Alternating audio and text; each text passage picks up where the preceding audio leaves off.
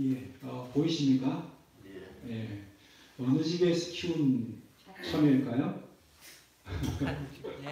예, 맞습니다. 저희 집에 지금 이렇게 탐스럽게 참외가 열렸습니다. 예. 여러분, 이 참외를 보고 누가 가장 기뻐했을까요? 제가요. 여러분도 기쁘시겠지만 더 기뻐한 사람이 있겠죠.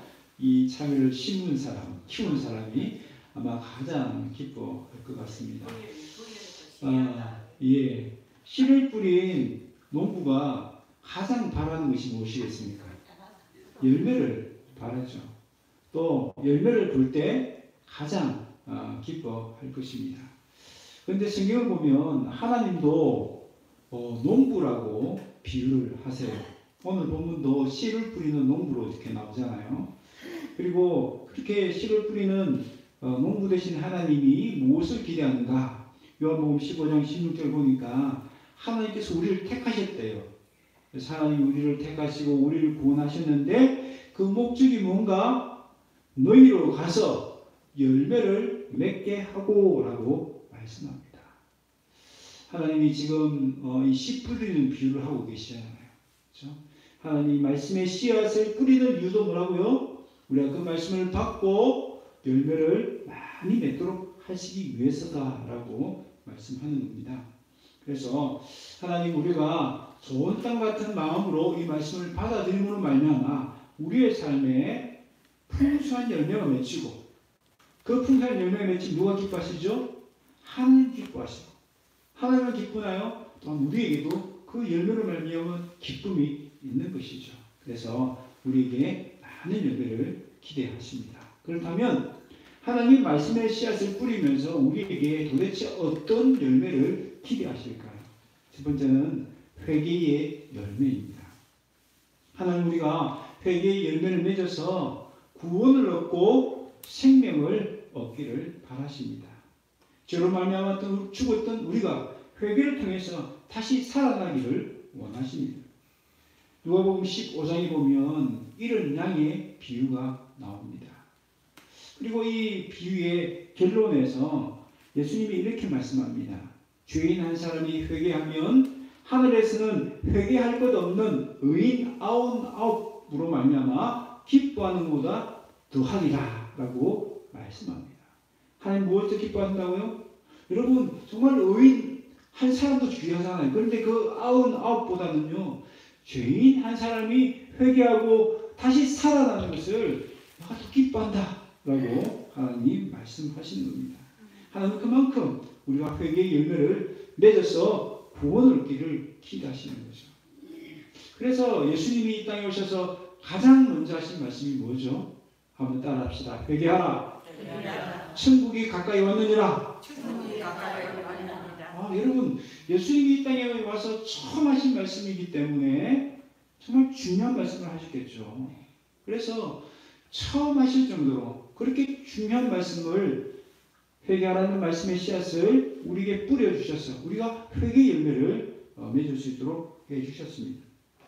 여러분 이 말씀을 들었을 때에 회개의 열매를 맺은 사람도 있고 회개의 열매를 맺지 못한 사람들도 있었습니다. 예수님 당시에 이 말씀 다 들었죠. 그런데 누가 회개의 열매를 맺었을까요? 그 당시에 하나님을 잘 믿는다라고 여겼던 바리새인들, 서기관들, 제사장들일까요? 놀랍게도 그들이 아니었습니다. 그들의 모습을 보면요, 정말 신앙의 모습은 꽃처럼 화려했습니다. 그러나 그들은 회개의 열매를 맺지 못했습니다. 반대로 이 사람들은 전혀 하나님을 잘 믿지 못한다고 여겼던 죄인들, 세리들, 여인들이 이 말씀을 받아들였습니다. 좋은 땅 같은 마음으로 그 말씀을 받아들였습니다.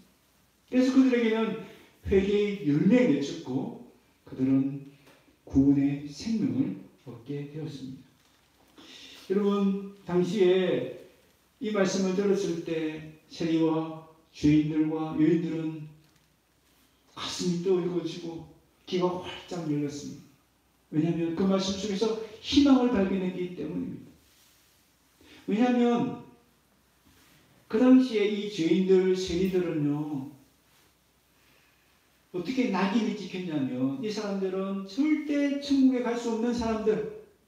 왜요? 죄리니까, 죄인이니까. 하나님의 용서를 받을 수 없고, 그래서 이 사람들 절대 천국에 들어갈 수 없고, 그렇게 멸시하고 무시를 당했던 사람들입니다. 그런데 예수님 말씀 속에서 희망을 발견했습니다. 어떤 말씀입니까? 회개하기만 하면 그 사람이 죄인이든 그 세리든 관계없이, 그 사람이 지금까지 어떤 삶을 살아왔든지 관계없이 회개하기만 하면 뭐 할 수 있다? 천국에 들어갈 수 있다. 그 말씀이 이 사람들에게 가슴에 확 와닿는 거예요. 이 말씀 나를 위한 말씀이네. 그리고 그 말씀을 정말 받아들이고, 그랬더니 그들에게 회개의 열매가 맺혔고 그들이 구원을 얻을 수가 있게 되었던 것입니다. 여러분, 하나님 오늘도 우리에게 구원의 생명을 주시기 위해서 회개하라는 말씀의 씨앗을 우리에게 뿌려주시는 줄로 믿습니다. 여러분, 이 말씀을 들을 때에 우리는 어떤 마음으로 들었습니까? 성경에 보면요, 사울과 다윗이라는 사람이 나옵니다. 똑같이 하나님 앞에 죄를 지었습니다. 똑같이 회개하라는 말씀을 들었습니다. 그런데 사울은 그 말씀을 무시했습니다. 그래서 결국 어떻게 되죠? 하나님께 버림을 받고 왕자에서 쫓겨나갑니다. 그러나 다윗은 어떻게 합니까? 그 말씀을 영원하게 받아들여요. 그 말씀을 듣고 회개합니다. 그걸 통해서 다시 그 심령이 회복되어지고 구원의 즐거움을 다시 회복한 것을 볼 수 있습니다. 이번 수해를 당하면서 오송 지하차도에서 많은 분들이 돌아가셨는데 한 여성분의 사연이 참 감동이었습니다. 이 여성분이 아마 버스에 탈출하고 그 트럭에 그 백밀러를 꼭 쥐고 있었던 것 같아요. 마침 그 화물차 위에 있던 기사가 그 여성분의 손을 꽉 잡았습니다. 그런데 이미 힘이 떨어지고 여성분은 이제 손을 놔달라고, 더 이상 버틸 수 없다라고 포기했습니다. 그러나 화물기사 어떻게 하죠? 끝까지 그 여성 손을 붙잡고 살려냅니다. 여러분, 우리 예수님이 하신 일이 바로 그거죠. 우리 모두는 다 죽을 수밖에 없었던 죄인이었습니다. 예수님이 우리를 구원하시기 위해서 이 땅에 오셨습니다. 우리를 구원하시기 위해서 회개하라는 말씀의 씨앗을 우리에게 뿌려주셨습니다. 여러분, 그 당시 이 말씀 들었던 바리새인들과 종교 지도자들은 그 회개할 수 있는 기회들을 놓쳐버리고 말았습니다. 오늘도 우리에게 주시는 회개하라는 말씀을 우리는 꼭 붙들어야 됩니다. 회개할 기회를 놓치지 말아야 됩니다. 회개의 열매를 맺어야 합니다. 그래야만 우리에게 구원의 생명을 얻을 수 있고요, 구원의 즐거움을 누릴 수 있기 때문입니다. 회개할 필요가 전혀 없는 사람은 있을까요, 없을까요? 아무도 없습니다. 목사라도, 장로라도, 신앙생활을 아무리 오래 했더라도, 아무리 큰 은사를 가지고 있다 하더라도, 아무리 큰 업적을 남겼다 하더라도 회개할 것이 없는 사람은 아무도 없습니다. 또한 직분이나 봉사나 헌금이 회개를 대신할 수 없습니다. 또한 다른 사람이 나를 위해서 대신 회개할 수 있는 것도 아닙니다. 내가 회개해야 합니다. 내가 해야 내가 구원을 받을 수 있습니다. 회개하는 말씀을 들을 때에 우리 다윗처럼 겸허하게 말씀을 들을 수 있기를 바랍니다. 그래서 회개의 열매를 맺으시고 구원의 생명을 풍성하게 누릴 수 있기를 바랍니다. 두 번째로 말씀을 통해서 우리에게 기대하시는 열매는요, 한번 따라합시다. 천국 기쁨의 열매. 여러분, 우리 예수님은 이 땅에 계시면서 하나님 나라 혹은 천국이라는 주제로 말씀을 많이 하셨습니다. 무슨 뜻이죠? 하나님 나라라는 말씀의 씨앗을 우리에게 많이 뿌리주셨다는 뜻입니다. 오늘 본문 8장 10절에도 보면 하나님의 나라의 비밀을 아는 것이 너에게는 허락되었다라고 말씀하시죠. 그래서 예수님은 우리가 하나님 나라에 대해서 알기를 원하십니다. 그냥 아는 데서만 그칠까요? 아닙니다. 그 하나님 나라 안에 들어가서 그 하나님 나라 안에 있는 천국의 기쁨을 우리가 누리기를 원하십니다. 제가 어제 전에 있던 교회 청년의 결혼식을 참석을 했습니다. 오래간만에 결혼식을 참석했거든요. 주변에 결혼식 하는 사람이 잘 없으니까 가봤더니 참 분위기가 예전과 또 다르더라고요. 역시 MZ세대 청년들의 결혼식 문화가 좀 더 밝고 유쾌하고 또 그런 즐거움이 넘치는 것을 발견했습니다. 서로가 참 축하하고 축복하는 그런 정말 기쁨이 넘치는 그런 결혼식을 제가 경험했는데요. 우리 예수님은요, 천국의 기쁨을 이 결혼식 잔치의 기쁨으로 비유하셨습니다. 어디에서요? 가나의 혼인잔치에서. 예수님이 어느 날 가나에서 열린 혼인잔치에 참석을 했습니다.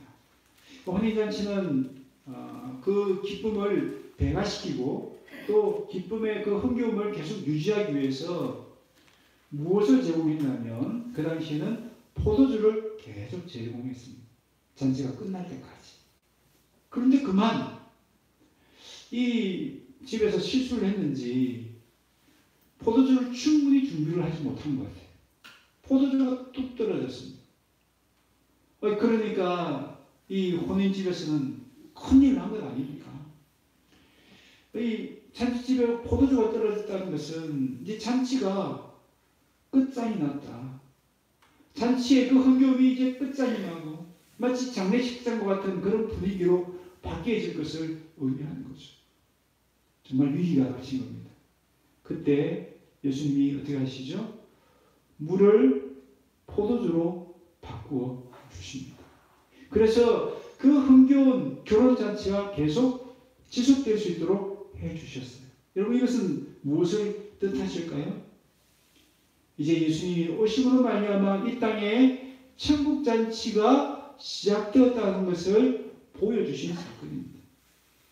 여러분 이 세상 어떤 무엇과 비교할 수 있는 세상이죠? 장례식과 같은 그런 슬픔이 가득한 세상이었습니다. 그런데 예수님 오심으로 말미암아 이제 결혼잔치와 같은 그런 기쁨과 흥겨움이 넘치는 세상으로 변하기 시작했다 하는 것을 보여주시는 사건이 바로 이 사건입니다. 여러분 예수님이 계시면 그곳은요 물이 없어서 장례식장과 같은 그런 슬픔이 가득한 곳일지라도 예수님은 그곳을 기쁨의 잔치로 바꿔줄 수 있는 분이라는 것을 보여주고 계시는 것입니다. 예수님이 계신 곳에 천국이 임합니다. 예수님이 계신 그곳은 흥겨운 결혼잔치와 같은 천국의 기쁨이 넘치게 됩니다. 여러분 예수님은 회당에서 이사야의 글을 인용하시면서 이 글이 드디어 성취되었다라고 선포하셨습니다. 무슨 말입니까? 이사야가 예언했던 하나님 나라가 시작되었다라고 선포하신 것입니다. 누구를 통해서요? 자, 누가복음 4장 18절 말씀 같이 한번 보겠습니다. 시작. 주 예수님이 내게 임하셨으니 이는 가난한 자에게 복음을 전하게 하시려고 내게 기름을 부으시고 나를 보내사 포로된 자의 자유를 눈먼 자에게 다시 보게 함을 선포하여 눌린 자를 자유롭게 하고. 여기서 말하는 나는 누구를 가리킬까요?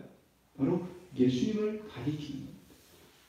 예수님을 통해서 하나님 나라가 드디어 임했다, 이루어졌다라는 것을 선포하는 거예요.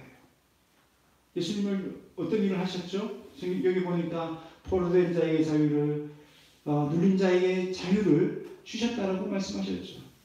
그래서 그 이어지는 누가복음의 그 기사를 쭉 보면요, 여러 가지 이적이 나오는데 죽은 아들도 살려내시고 또 그 죽은 딸도 살려내시고 또 혈루병 앓았던 그 여인도 고쳐주시고 뿐만 아니라 여러 기사를 보면요, 그죠?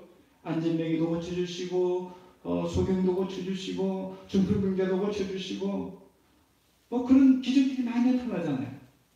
그 말이 뭐예요? 이 말씀대로 그 질병의 포로가 되어 있고 죽음에 눌려있던 그 사람들을 고쳐주시는 것을 그것이 이제 이루어졌다는 거예요. 그렇게 이제 하나님 나라가 시작되었다는 것을 보여주시는 겁니다. 이 사건은 장차 천국이 임하면 이렇게 모든 질병으로부터 우리가 자유를 얻고 죽음으로부터 살아날 것을 미리 보여주신 것이죠. 여러분, 그렇게 질병에서 고침을 받고 죽음에서 살아났을 때에 얼마나 기쁘겠습니까?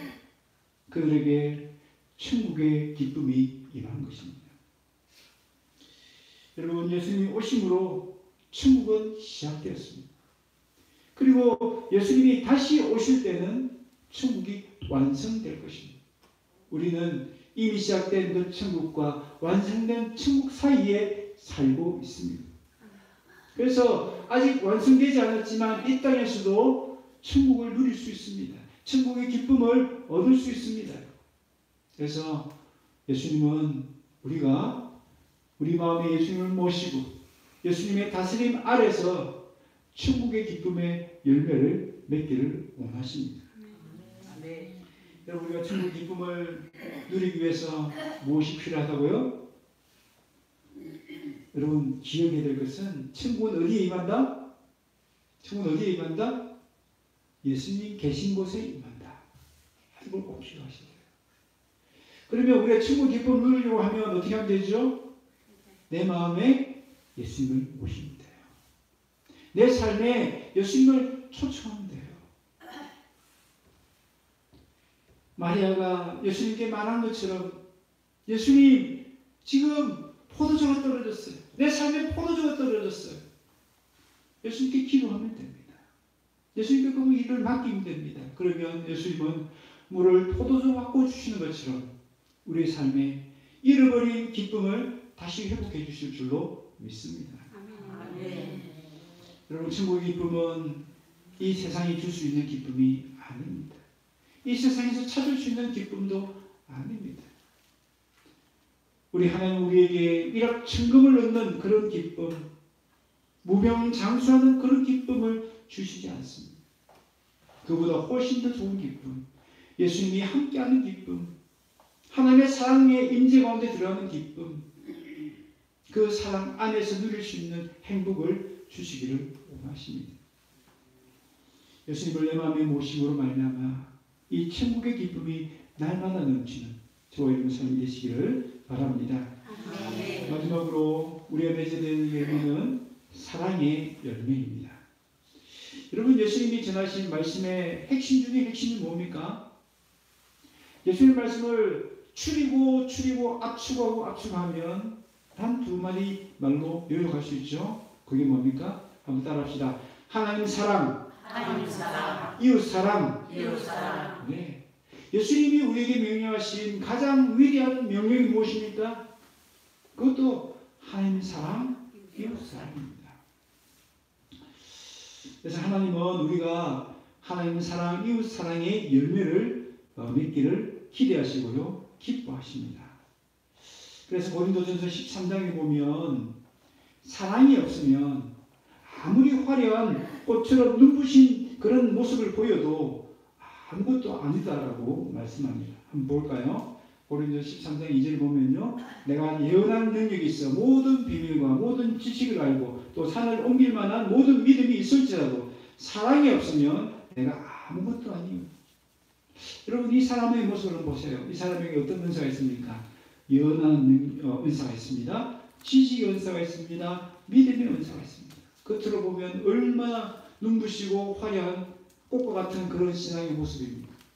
우리 주변에 이런 신앙이 있다면 모두가 다 부러워하고 다 칭찬할 만한 그런 신앙의 모습입니다. 그런데 이 사람이 뭐가 없다고요? 사랑이 없으면 사랑이 없는 거예요. 사랑이 없으니까 예언의 은사가 있고 지식의 은사가 있고 믿음의 은사가 있어도 그 사람의 삶에 열매가 없다는 것입니다. 또한 3절을 보면 내가 내게 있는 모든 것으로 구제하고 또 내 몸을 불쌍하게 내줄지라도 사랑이 없으면 내게 아무 유익이 없느니라. 여러분, 겉으로의 모습을 보면 얼마나 화려합니까? 얼마나 눈부십니까? 얼마나 구제도 많이 하고 또 정말 몸을 불사를 정도로 교회를 위해서 또 성도를 잘 섬깁니다. 얼마나 헌신하는 모습, 또 충성하는 모습이 아름답습니까?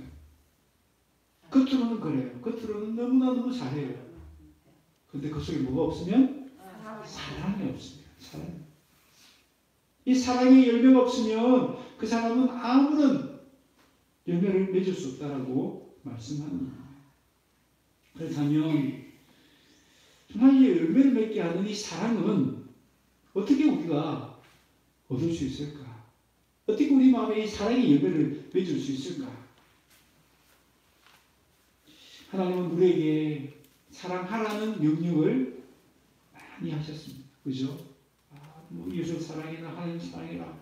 그런데요, 가만히 보면요, 사랑하라고 명령하시기 전에, 그 전에 우리에게 말씀하신 것이 있어요. 그게 뭡니까?